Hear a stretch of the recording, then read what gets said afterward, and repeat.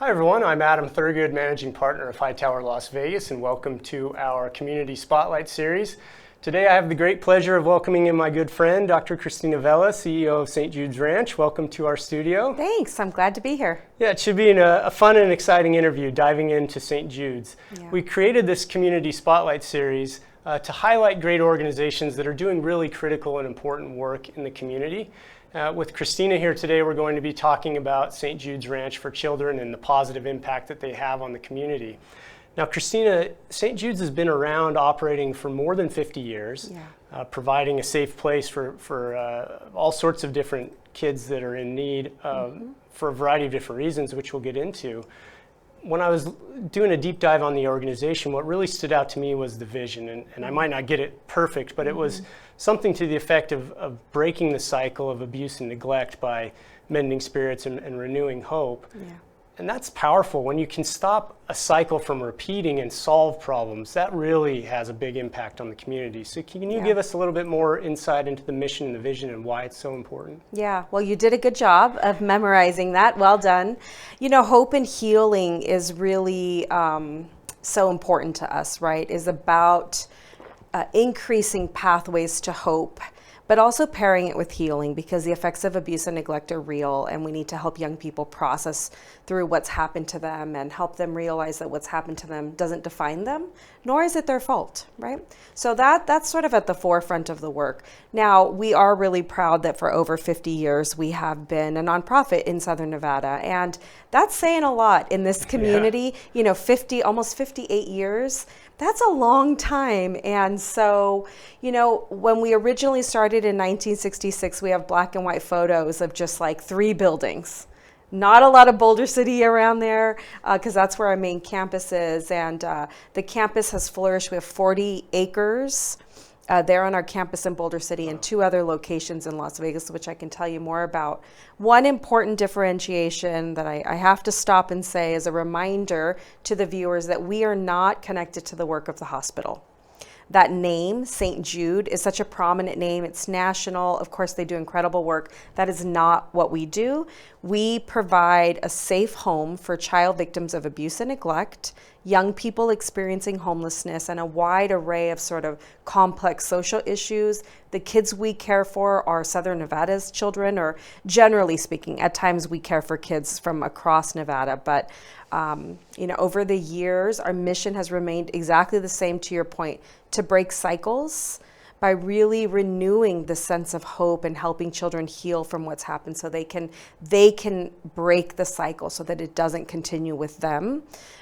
We know grandparents and moms and dads, oftentimes these cycles continue, and we want to interrupt that and really you know, put kids on a different course. Yeah, you had a really interesting graphic that I saw that showed St. Jude's as a solution at the intersection of 4 really awful childhood issues: homelessness, sex trafficking, abuse, and neglect or delinquency, I think is what it was.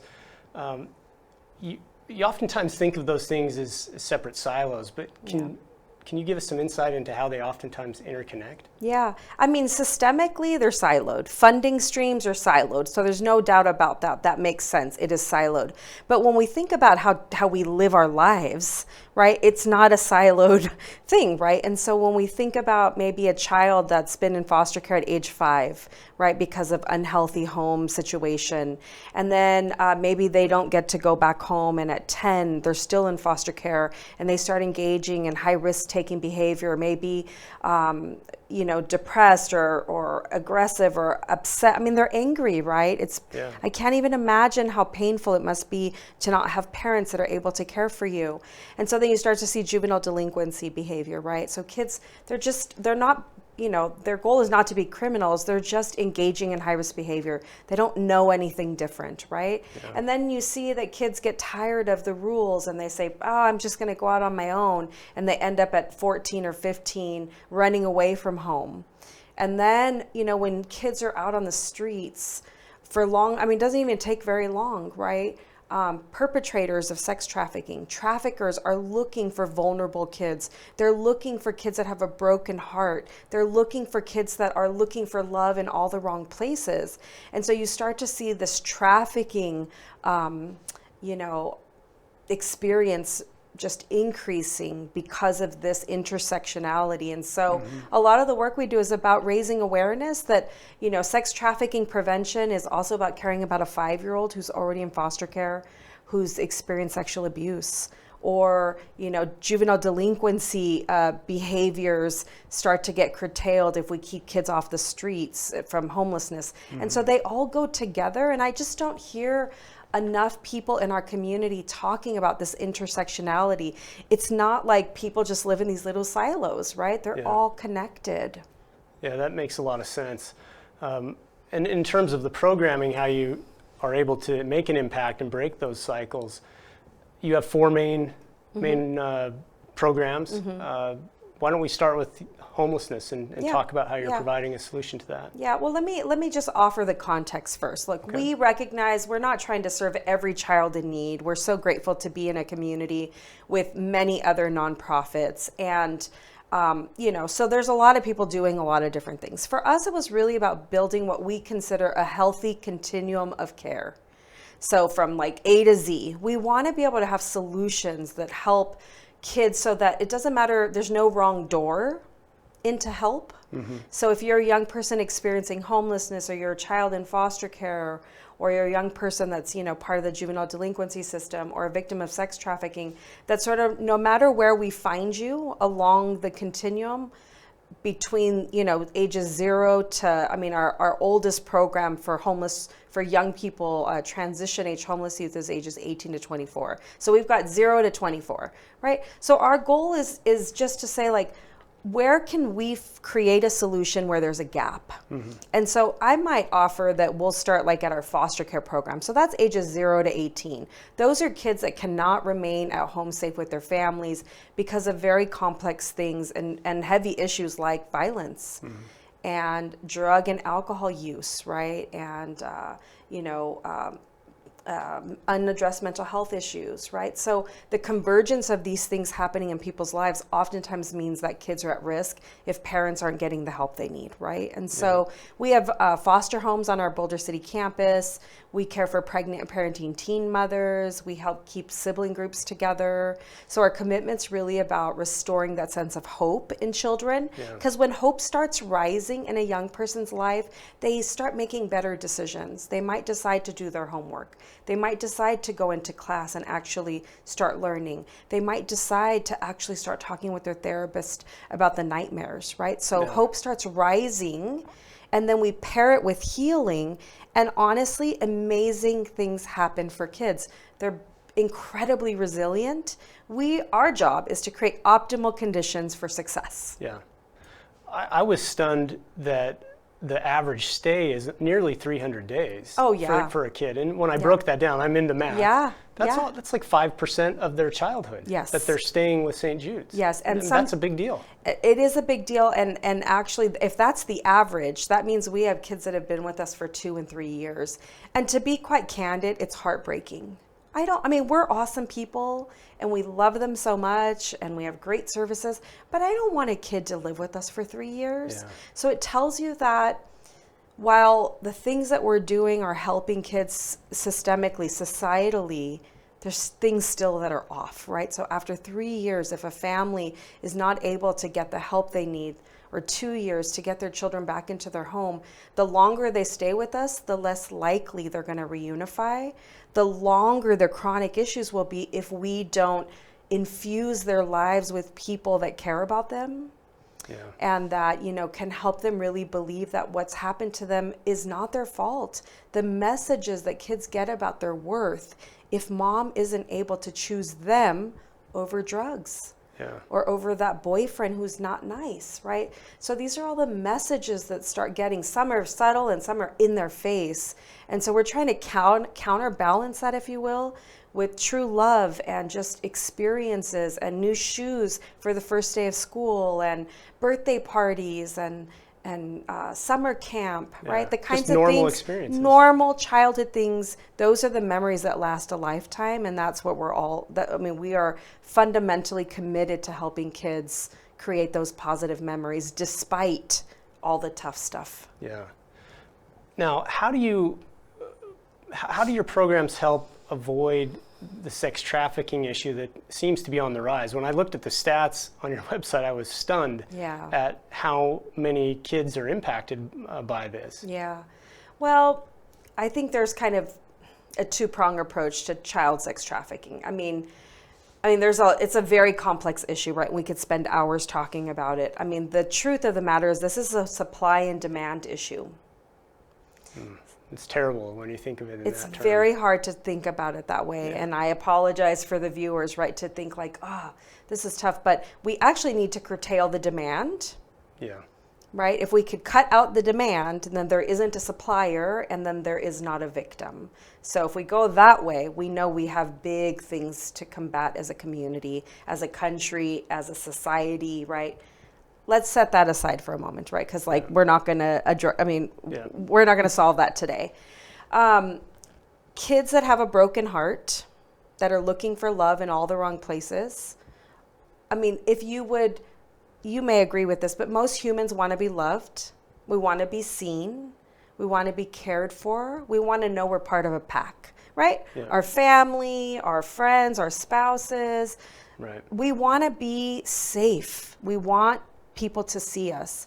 And so when children feel invisible to their families and the message that they get about their worth, they're out there looking, and there is a perpetrator, a trafficker out there waiting to groom, generally speaking, girls. This disproportionately affects girls. A young man who's trained himself to be what's called a gorilla pimp or a Romeo pimp. And a Romeo pimp uses love and affection and kindness. To suck them in. To suck them in, to take them to lunch, to take them to get their nails done. And if they're 15 and all their other friends or girls at school have their nails done and nobody provides that for them, they become an easy target, right? And so the sex trafficking component isn't like in the movies. I mean, the kids I'm talking about are in our communities. This is not about kidnapping. This is not about Hollywood. While those things happen and international sex trafficking is shipping containers of kids being, shipped all over the world, that's not what I'm talking about. I'm talking about our kids that feel unseen, unloved, and the rise of social media and those DMs on Instagram and Snapchat, those private messages where somebody can actually start grooming a relationship with somebody quicker than in person. Yeah. Kids will say, yes, I'll meet you. I mean, you told me you're 16. I believe you're 16. I'm 16. And you end up realizing, oh, they're not 16, they're 26. Oh, but he likes me, right? And so there's a lot of emotional, this is psychological warfare. Yeah. About how many kids are impacted in our community each year? It's so hard. This is a hidden form of violence. Yeah. So all I can point to is a research done a couple years ago by LVMPD, and Arizona State University did an 8-year exploratory study. And they found 922 children under the 18 and younger that came to LVMPD's attention. So if those are the only ones that came to Metro's attention, imagine if we agree it's a hidden form of violence, wow. Right? People aren't out, you can't just always see it if it's hidden.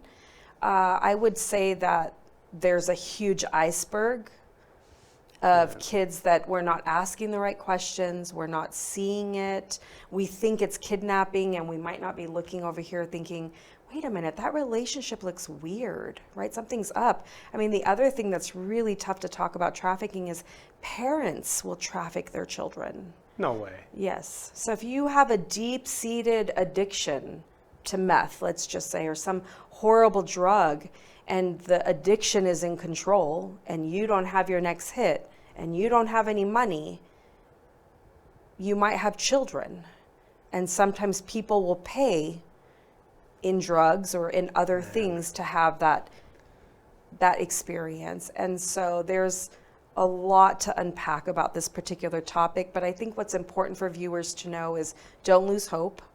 There is a pathway forward where we can help kids. We need to be aware of social media and the ways in which that is expediting the grooming process, but it's also not impacted just by socioeconomic status, right? Kids from very affluent families who maybe have disconnected parents, those kids could be at risk too because they're on those same, social media platforms with DMs. Yeah, it's the neglect initiates the process whether you're wealthy or poor. Exactly. Yeah. Well, let's talk about healing now that we've gone through that deeper area. area. Like you got to shake that off a little bit. Yeah. Viewers, stay with us, right? Well, I've known you for a while now, and you embarked on a pretty massive project a few years ago called the Healing Center. Yep. And it's quite a spectacular project. So give us some insight into what's going on there and how big of an impact that will have on the community. Yeah. I mean, as I said, we like to figure out where there's a gap and just go ask ourselves, is there something we can do about that? And so the Healing Center is to fill a gap. It is the first residential campus of its kind to care for child victims of sex trafficking. People wouldn't realize that even still today, when kids get identified as being a victim of sex trafficking, they may end up very much in like the juvenile detention facility. It used to be common practice to criminalize even the kids and consider them as like engaging in prostitution. We know children can never consent to their own abuse. So we've got to address something different. So creating the Healing Center is really this first 10-acre campus. We had the land and the experience, and our community has stepped up in a big way to help us with this massively expensive project. Pre-COVID, it was half of the price. Yeah. Now it's, it's honestly all in. It's about a $30 million project. Wow.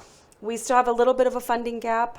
We're not there all the way, but it will be home for 62 children. We anticipate it being girls and all under the age of 18. It's homes, it's gardens, it's a tortoise habitat to nurture. It has an on-site school in partnership with Clark County School District, which is really an incredible partnership to brag about, despite what anybody says about anything. The CCSD has stepped up in a really important way to help us bridge a gap. And the campus is beautiful, and it should be open in October of 2024. That's awesome. So we're getting there. Congratulations. Thank you. Yeah. Well, you're clearly doing a lot of heavy lifting. I'm sure that this job is fulfilling, but also can be pretty emotionally draining. Any last thoughts that you want to leave the viewers with? Yeah, I mean, we believe in the power of change and in the power of hope. And so we hope you do too, right, in this community. Things can get better. They do get better. Despite all of the challenges of the world, we have incredible opportunities to help bring people together for the good of our community. So there are ways to get connected. If people are like, well, how can I help? I can't write the big check, or maybe I can. I don't know. We have room for everybody. We have lots of volunteer opportunities that people can come and join us on a regular basis. People can bring their children to volunteer with us, which we really love. People could be a monthly donor for as little as $10 a month. And what does $10 get us? Well, a couple tubes of toothpaste, because we have a lot of kids that need to brush their teeth, right? Or bottles of shampoo.